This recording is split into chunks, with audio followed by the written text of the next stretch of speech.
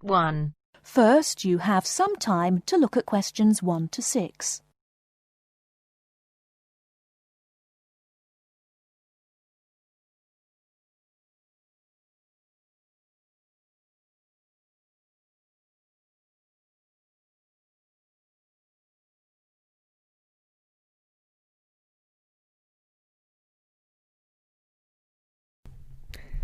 Good morning, Towers Car Insurance. How can I help you? Hello, I was wondering if you could give me a quote for my car, please. I'd like to insure it for a period of 12 months. Certainly. I need to take down a few details first of all. Can I have your name, please? Certainly, it's James Bartolo. Sorry, can you say that again, please? Sure, James Bartolo. That's Bartolo. OK, thanks. And your date of birth? It's the 1st of the 8th, 1973. Great. And can you give me your address, please? Sure, it's 146 Eastern Road, Chester. Fabulous.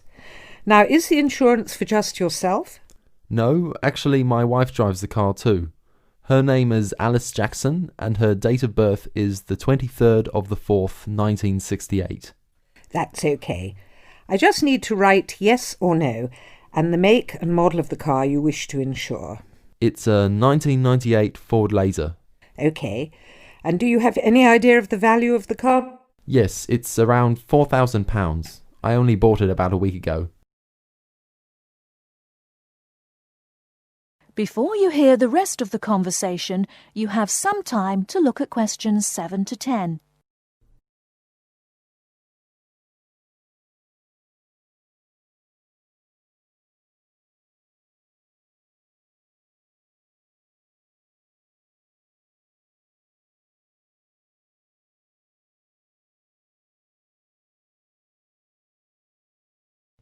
Now listen and answer questions 7 to 10. OK. And do either you or your wife have any previous convictions or disqualifications? I'm sorry we have to ask this question, but of course it affects the price of the insurance cover. Not a problem. No, actually we both have clean driving licenses. Nothing so far, touch wood. Good. So I can write none for that question. Now, who were you previously insured with? With Aitken Insurance. I'm sorry, could you spell that? Yes, it's Aitken. I actually have a 3 years no claims bonus too. Great. That will bring the price down a little for you too. OK, if you just give me a few minutes, I'll work out a price for you now. That looks like it will be £275 per year. That sounds good to me. Can I pay for that now over the telephone? That is the end of Part 1. You now have half a minute to check your answers.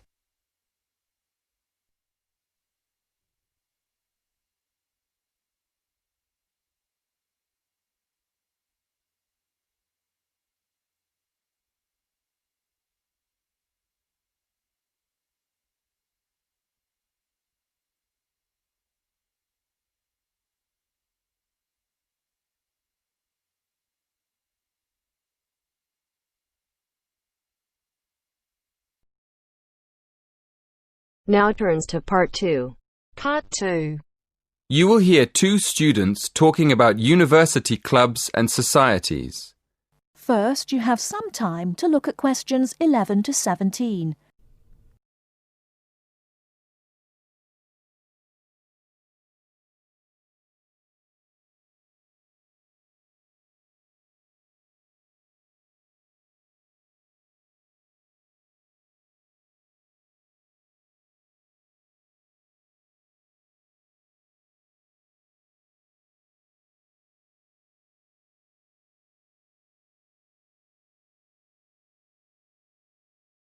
Now, listen carefully and answer questions 11 to 17. Hello, are you the person to ask about joining a club? Yes, I am. What would you like to know? Well, I'm interested in several things, but I'd like to know more about the different clubs and how much they cost. I'm looking for a small club that's not too expensive. OK.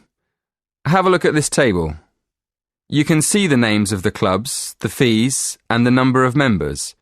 I'm afraid they aren't in any order. If you look at the top of the list, the first club is table tennis.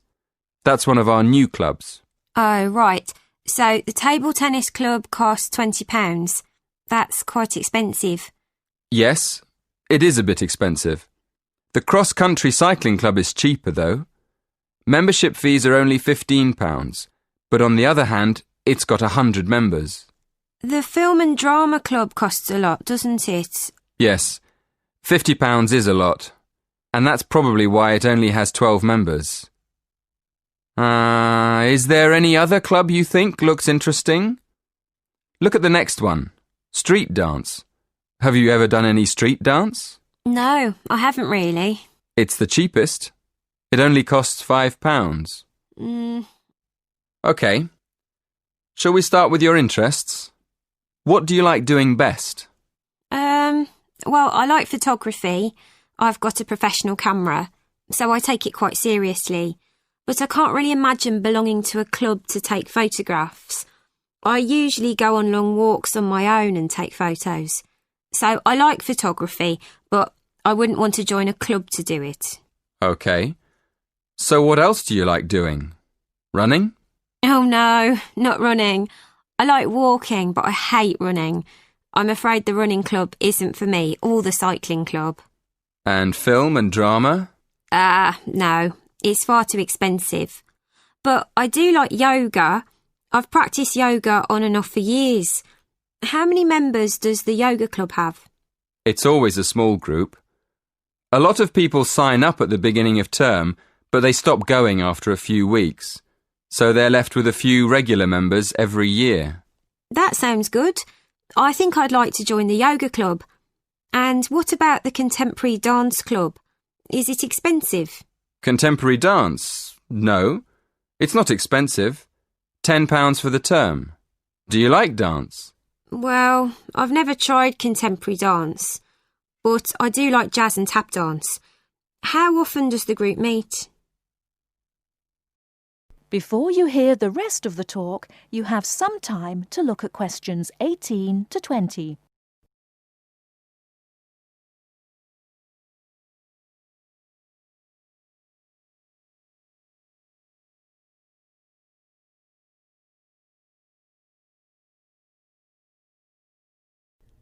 Now listen and answer questions 18 to 20.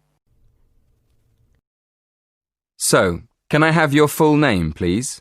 Victoria Mandeville. Mandavil? No. Mandeville. LLE. Thank you. And how old are you? 19. And your address? 57, Berry Gardens, Atherton Park, Manchester, M46. How do you spell Berry? B-E-R-R-Y? No, it's B-U-R-Y. Right, B-U-R-Y. And do you have a contact number? Yes, my mobile is 07942 573 279.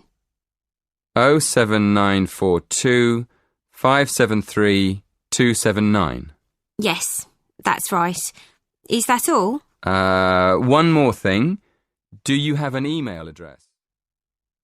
That is the end of part 2. You now have half a minute to check your answers.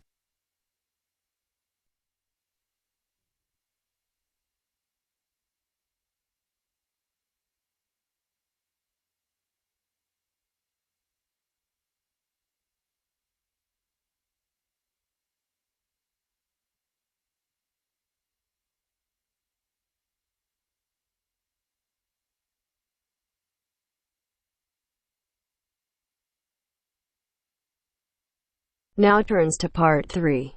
Part 3. You will hear a conversation between two students. One of them is explaining to the other how to use the university library. First, you have some time to look at questions 21 to 24.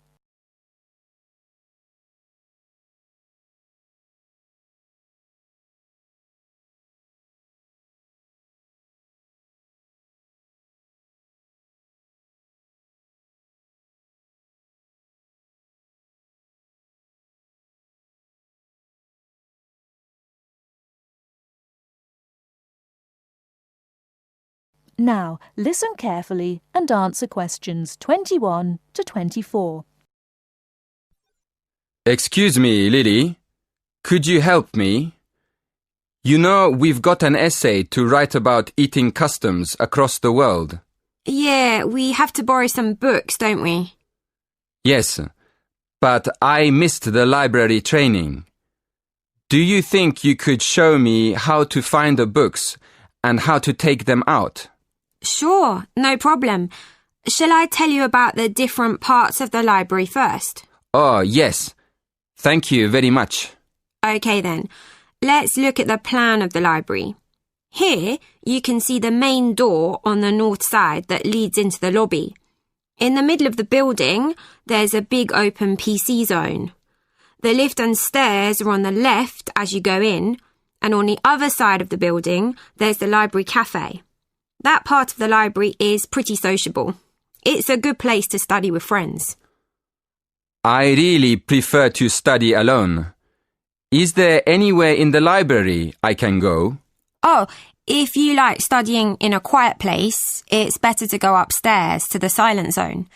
As you come out of the lift or up the stairs, you'll see a section on your right facing north which is closed off. That's the silent zone. On the other side, facing south, are the bookshelves with all the cookbooks and... Before you hear the rest of the talk, you have some time to look at questions 25 to 30.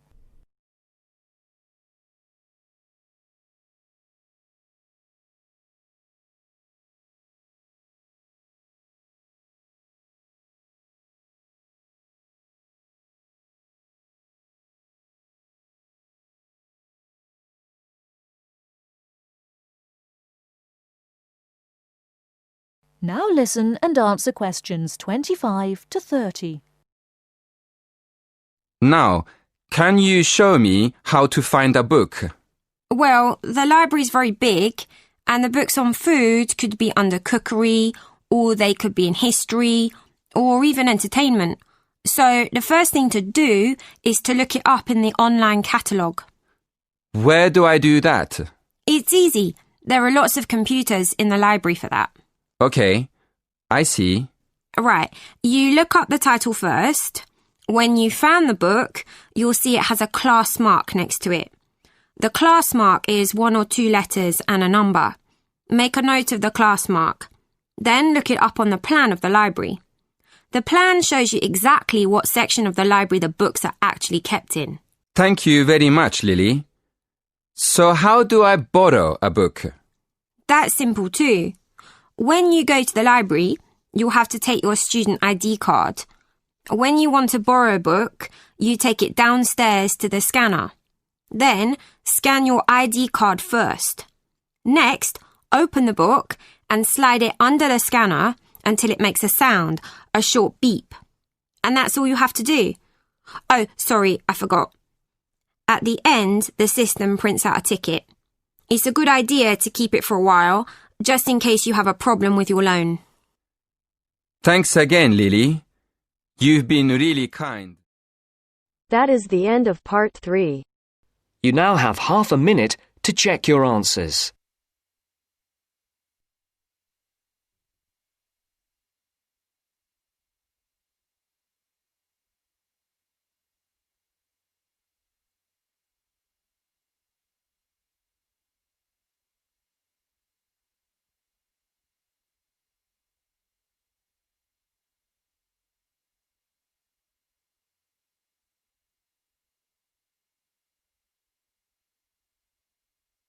Now turns to part 4. Part 4. You are going to hear a lecture on William Kidd. First, you have some time to look at questions 31 to 40.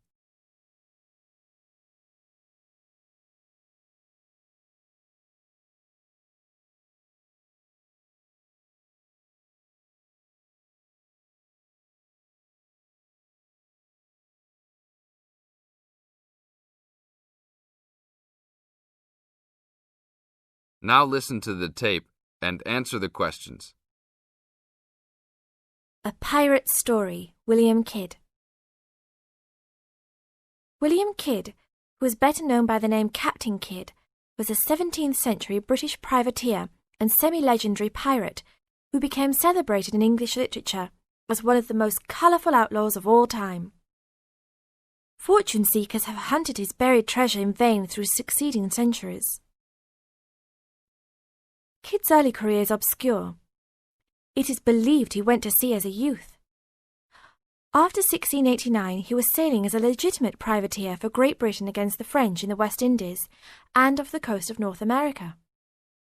In 1690, he was an established sea captain and shipowner in New York City, where he owned property. At various times he was dispatched by both New York and Massachusetts to rid the coast of enemy privateers. In London in 1695, he received a royal commission to apprehend pirates who molested the ships of the East India Company in the Red Sea and in the Indian Ocean.